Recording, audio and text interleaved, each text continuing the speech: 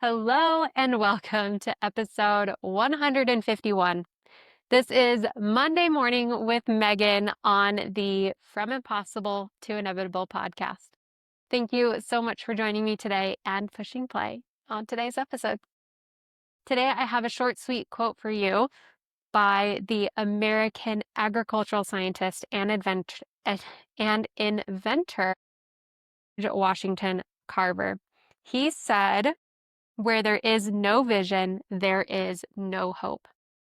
Now, from my basic understanding of this guy, he was pioneering alternative ways for crop growing.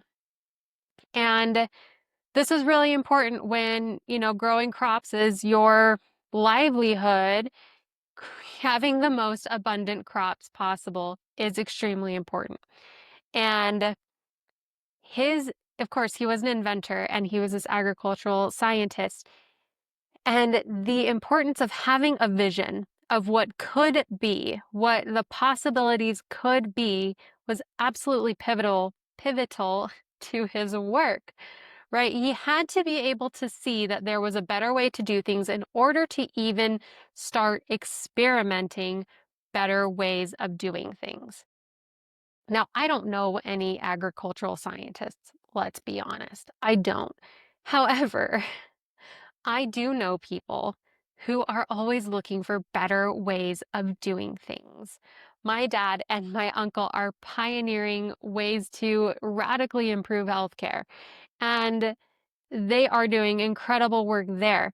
But the thing is it starts with a vision. It starts with a vision. And now, if you have an incredibly massive calling like improving world healthcare, then yes, go for it, do it. Like, we will all benefit from that. But if you feel more called to just live a better life, to help your kids live a better life, to, improve your mood, to improve the orderliness of your household, that has immense value too. Just because it may only impact you or your immediate family or whatever does not decrease its value. Because you living a better life will encourage those around you to improve their lives, and that will encourage other people to improve their lives, and there will be this beautiful ripple effect. I talk about this ripple effect all the time, how you living in delight and you living a great life just encourages others to do the same. But it starts with a vision. You have to be able to see that something else is there. You have to be able to envision it. You have to be able to know what it is that you're creating. You can't just say, "Okay, Megan, I'm ready for a better life," because my version of a better life might not be your version of a better life. You have to be able to figure out what that is. And this takes work, and it takes questioning, and it takes experimenting and trying things. And that's all part of the process, and it's great, and do it. But you have to be able to have a vision of what that looks like. You have to know what it is that you're creating before you can actually create it. That's like a mandatory step. It's not optional. The vision is required. Here's the great thing though, when we get into this place when we feel like we're hopeless, that we won't be able to make changes, that we won't be able to do this, or won't be able to do that, whatever it is, the vision is kind of the solution to the hopelessness. Because when you have the vision, you're like, okay, we can create this. We can move forward with this. And it might take time, and it might be hard, and it might be scary, and it'll require changes, and it'll require whatever.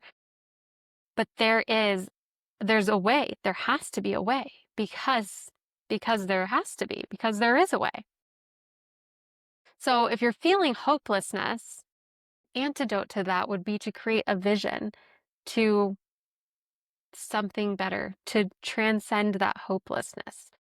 I mean, his quote takes the negative on it. Where there is no vision, there is no hope. So the opposite of that is, where there's a vision, there is hope. So there you go. That felt complete rather quickly. Okay, I encourage you to create a vision. if you don't know how, please join me in my workshop. You will find information on how to join that workshop in the show notes of this email, or in the show notes of this episode. You will find information that will give you everything that you need to know all about my workshop and to join it if you don't know where to start on a vision, because this has been one of my favorite things to study and to work on, and I would love to help you through that. Anyways, start there this week, now. Okay. Thank you for joining me. Until next time, bye for now.